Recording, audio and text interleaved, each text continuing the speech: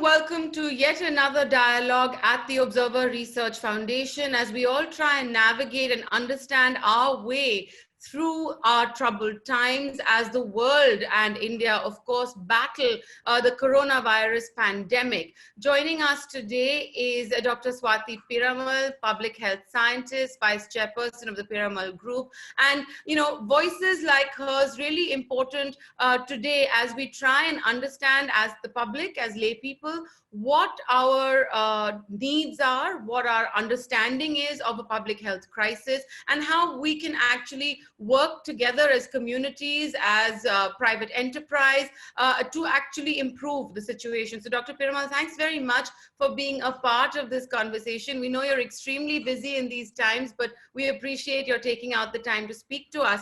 I'd like to start by asking you, really your views to start off with. I mean, did you ever anticipate as a public health scientist that the world would be in a situation where even the most developed countries would be dealing with a pandemic that everyone's trying to grapple with? I think you used a great word, a stormy sea. And I liken the world like a stormy sea today, and we are just like little logs of wood on that stormy sea going up and down. And you sometimes wonder, when will it end? When will we go back to normal, to seeing a movie again, to being part of a family wedding, to have dinner with people, or even go to a conference? So things have changed completely. However, in this stormy sea, today what I wanted to talk about was that I feel that science and innovation is like a lighthouse. Mm-hmm. It is on that island, which is steady on a big rock, and it illumines the sea. And it gives the light on why that little piece of wood is going up and down so much. Where will it go? How will it disintegrate? Why will it stay where it is? What kinds of things? So the lighthouse is a sort of illumination. Right. Of what is happening. And I feel that science, technology, and innovation are giving that lighthouse, are giving that light at the end of the tunnel. It's not yet the warm sunshine, but it is a light at the end of the tunnel, at least for India. And I'll tell you why I think so, and why I feel cautiously optimistic that I think that we can find some solution. And here are the reasons. India has a young population. We have a very strong pharma industry, which can make medicines at will. They can ramp up production. We have a very strong electronic industry made of engineers who can make little devices. The BCG vaccine we give to all children at birth, that is seeming to cause some level of immunity. In those countries where it hasn't been given, a much higher rate and a much higher fatality. So those countries which have, and we are one of them, we're lucky, we give it to every baby at birth. And what is interesting is that the case fatality rate or the infection fatality rate is still low compared to other countries. It may be 5 in 1,000 or 2 or 3 in 1,000, depending on where you are and in which place. There are a high number of asymptomatic patients. That is good news and bad, but good news is that they don't really feel unwell, and they don't have the after effects of a very strong viral disease. The number of clinical trials going up, we see that every day more and more people, because in the end, what's really going to help us is new drugs, or maybe old drugs repurposed to find a solution. That's right. I see in my colleagues and actually in my labs, people are really thinking about repurposing drugs and finding things which help on different parts of this viral infection, whether it's inflammation, whether it's like binding with the outer spikes of the virus, or whichever way they can find a way to stop that. And something that we don't realize, we have great availability of oxygen. Oxygen is one of the big treatments of severe cases. And we have easily can in 40 or 45 different factories make oxygen, liquid oxygen. And we can supply it and deliver it in liquid form to every hospital. So you never hear about a shortage of that. It is in our air and we can liquefy it and use it. And then we also have the great availability of hydroxychloroquine Mhm. and antibiotics and many other drugs, including the BCG vaccine. Now we are finding other vaccines might help, other antibiotics might help. So I really think that we are seeing a very, very positive, work from everybody together. That Right. gives me hope.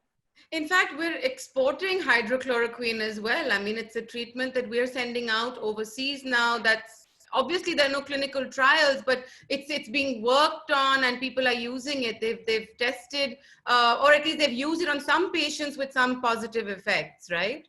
That's right. Yeah. And we don't know whether it works in prophylaxis. That means prevention. Mm-hmm. But that clinical trials will show. But the point is that we can make it, and we can Right. make it in tons, and we can make it by a number of companies. And we have been using chloroquine in our national malaria program for decades. That's right. Yeah. These are maybe glimmers of hope, but Mm. together I feel that it gives us a good deal of hope to go ahead in the future and have science and innovation at the front end. At the forefront. So in fact, that's a very important point, because one of the things that a lot of people have been talking about in the last month or so since we've been in lockdown is the delivery of treatment and science to every member of society, and what role can private enterprise play in that last mile deliverable really of the product. We've also seen a lot of entrepreneurs like you, for example, come up with suggestions to repurpose factories to make ventilators or PPE equipment or things like that. We're seeing a lot of that actually come from the private sector, which is heartening. Do you think that the future really lies in a public-private partnership, really, when it comes to dealing with public health crises? Absolutely. We have been working in our foundation in just these areas. We work in the 25 poorest aspirational districts, bringing public health to very remote areas where there are no doctors and no hospitals. We run mobile healthcare services in faraway places like Assam. I even have a pink bus which does radiology screening or mammography screening for breast cancer in the remote area of Kamrup in Assam. We run a helpline which is called 104, which answers 50,000 calls a day about COVID. Just calling somebody and asking them, what do you know?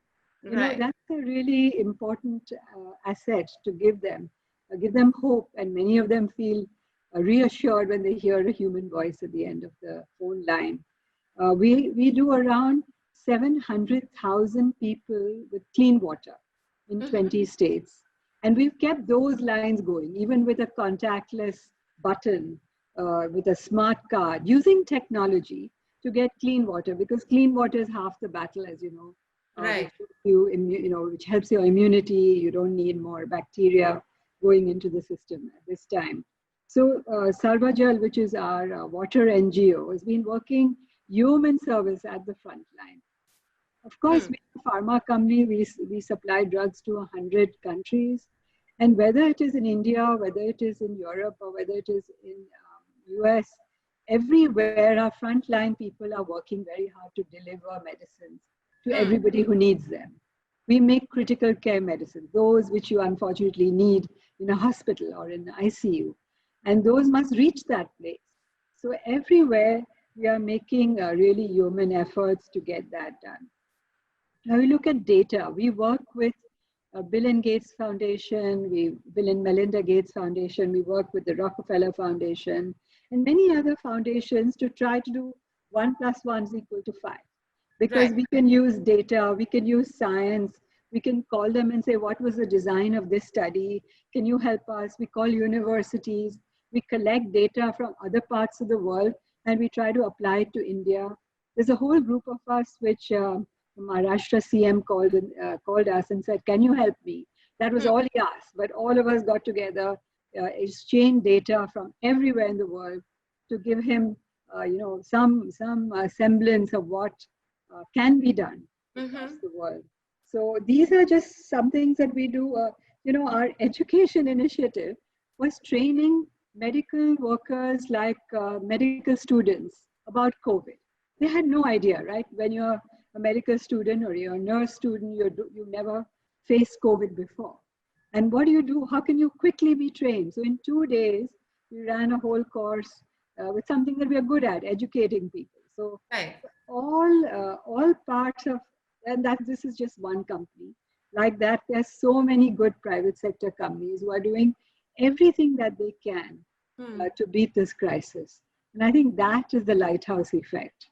Right. So, ma'am, you mentioned the meeting with the Maharashtra Chief Minister as well. You're in Mumbai. Maharashtra is sort of the hot zone for India, really, as far as COVID is concerned. We've seen cases multiply quite significantly in your state and in your city as well. Just to ask you, you're well-traveled women in this in sciences, and where there's so few of them, we really wish there would be more women who take up STEM studies as well.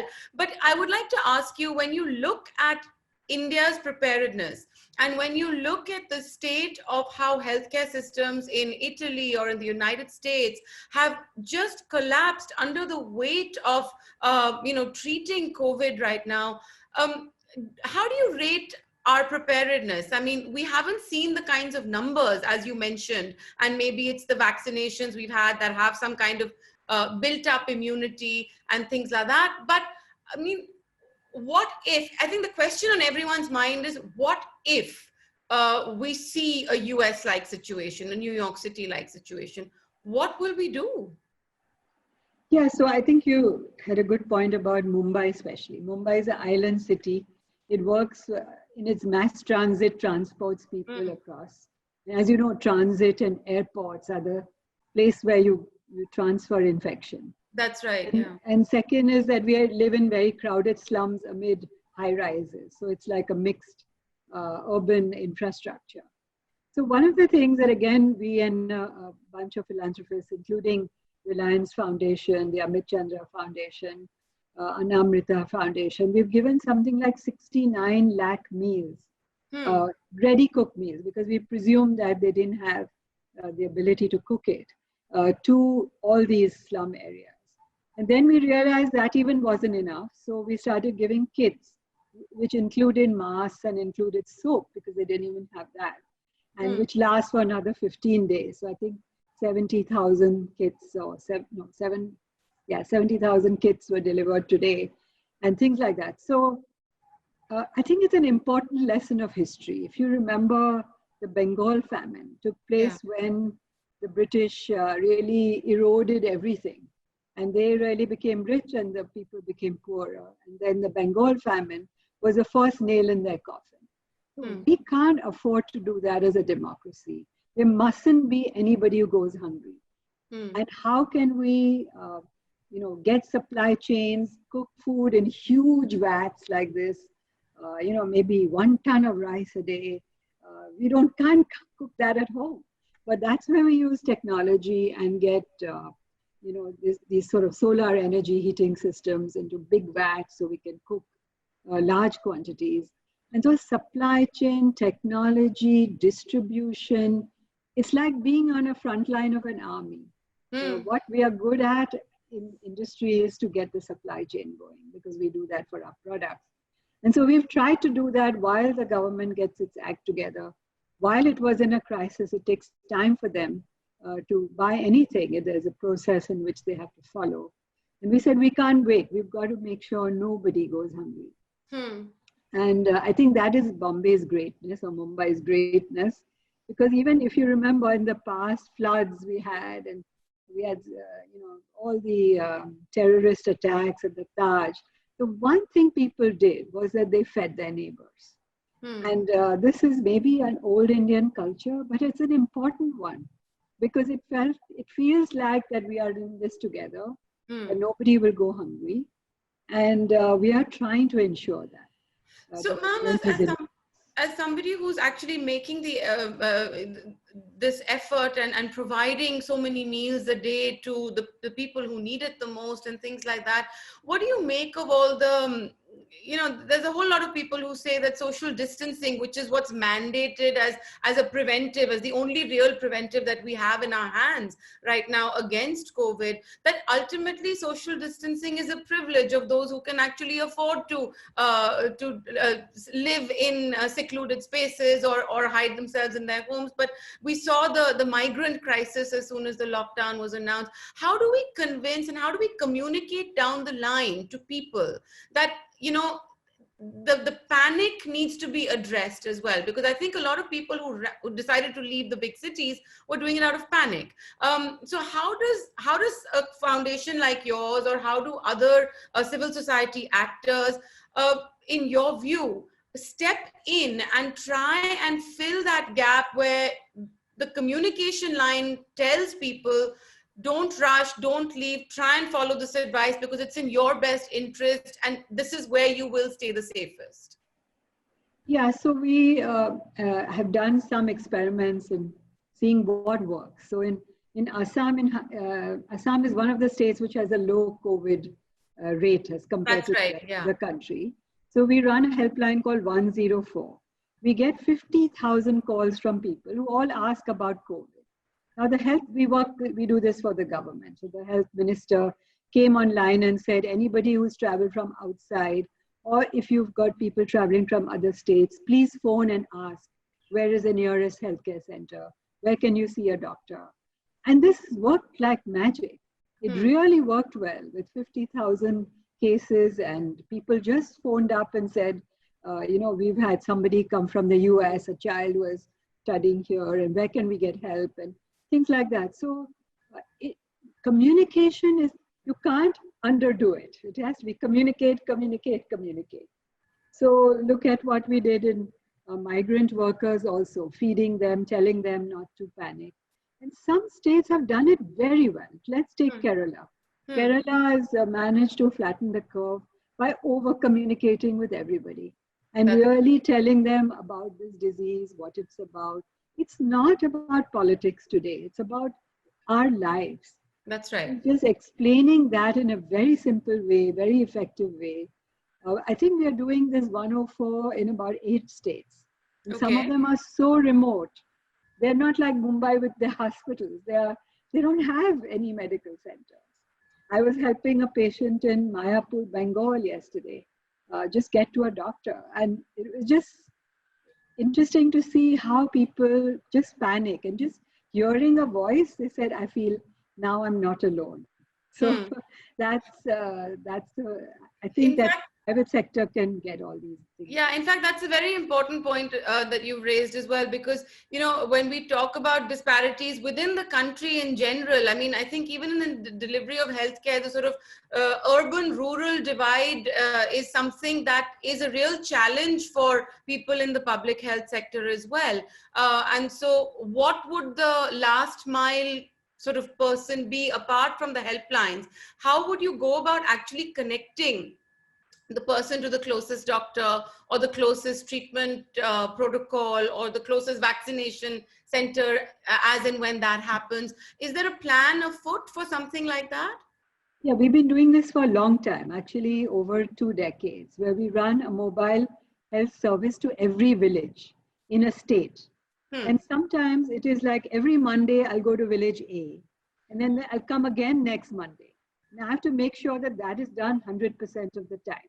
Right. That the person always believes, yes, I am getting medical help. These medical vans have doctors, they have nurses, they do primary health. So they're actually mobile primary healthcare services. Okay. So we do this in the state of Assam, where every village is covered, every village. We do this in Andhra Pradesh, where again, every village is covered. And we've been doing it for over 2 decades. So we have very good electronic medical records. There's a dashboard which the government uses to know where there is an epidemic of something, conjunctivitis very commonly, or cholera or some such disease happening in spots, and then you again use public health measures. But these vans have done a remarkable effort in reducing maternal mortality and infant mortality. In a place called Araku, which is a tribal area in Andhra Pradesh, our work for the last 10 years has given us a United Nations Sustainability Award. because maternal mortality is zero, Yeah. zilch, zero. That's never happened in my medical career. You can't imagine that there is no mother who doesn't die of childbirth. Right. Because they take the ladies to a center, they do all the antenatal services, no child has died, and no mother has died. So it's a big plus. So those are the things that private sector is doing, of course, along with the government, and doing it to scale, doing it for a long time. So, ma'am, I read one of your interviews you'd given late last year to a prominent newspaper, where you also talked about, in this quest for India achieving its sustainable development goals, the SDGs, you've sort of addressed issues of how, apart from resource optimization, there needs to be a kind of upskilling in the public health sector as well. And also the use of AI and data. And, you mentioned science and innovation right at the beginning. But given that COVID is proving to be such a challenge to SDGs across the world, how do you think this upskilling can take place? Do you have any thoughts? Are you planning to work on that space at all now? Yes, we did a partnership with Rockefeller Foundation. If you recall, Rockefeller Foundation was one of the first public health foundations a century ago. They did a hookworm eradication in the United States. And they are very good at AI and using AI to find out data, which can then pinpoint where the problem is. And so this is not this anonymized data. So they don't know the name of the patients or anything like that. But they do know what diseases you can get at what age. You get more hypertension, you get more diabetes, you get more tuberculosis, you get chronic diseases. In which area? Now you would think, for example, Kamrup area in Assam, why would they have breast cancer? Why would they be the highest amount of ladies with breast cancer in India? You would think it would be in Mumbai, or it would be in Chennai, or some other city-state or urban state. But this is happening in a very rural area of Kamrup. You go there, beautiful boats in the Brahmaputra, green and no pollution. But they have the highest amount of breast cancer. So the AI helps us to locate such districts, helps us to work there, helps us to find out new solutions using innovation. So in everything, I believe, maybe I'm a scientist and I'm biased, but I think that innovation and science will find a solution. Or you will do a mobile healthcare service and make everything smaller so that we can have, breast examination completely safe in a rural area. So these are innovations which I think will continue. COVID has just challenged us to do something which we've never done before. Nobody's ever experienced this. So we are learning every day about new parts of this virus, new ways in which it is acting, new ways in which we are trying to find solutions quickly. And so I think the public health specialists all over the world are so busy from morning to night just reading each other's science. I spend an hour looking at different universities and what they've come up with that day. That's right, yeah. So it's amazing that science is working together globally. Right. I think, Dr. Piramal, thanks so much for your time this evening. And that's a very important message that we're ending this conversation on, because, at the end of the day, science is going to find a solution, hopefully sooner rather than later, because otherwise we'll be in this lockdown state for an indefinite amount of time. And, then we may need other sciences to deal with the fallout of that later. But thank you so much, Dr. Piramal, for giving us your time this evening. We really appreciate it. Thank you, Baya. It was a pleasure to talk to you.